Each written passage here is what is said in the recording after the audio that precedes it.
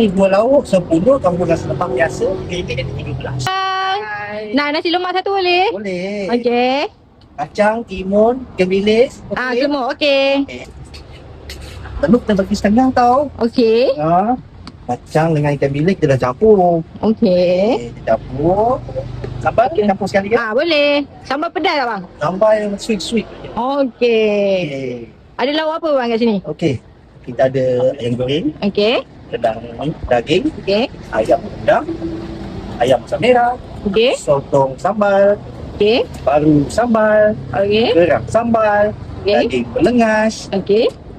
udang sambal. Okey. Bagi kat saya lauk yang best seller bang. Best seller dekat sini ayam rendang Okey boleh? dengan paru sambal. Okey boleh? Boleh. Thai boleh? Boleh. Thai. Thai. Okey. Paru sambal. Pedas ke bang ni? Tak pedas, Dia sweet-sweet pedas. juga. Okey.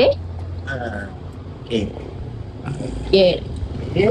Ni kira macam mana ni bang? Satu lauk RM5. Okey. Nasi lemak biasa Okey. RM3. Okey. Kalau macam ni berapa ni bang? Kalau macam ni dua lauk 10, kamu nasi lemak biasa RM3 ada 13. RM13 je. Okey bang. Terima kasih.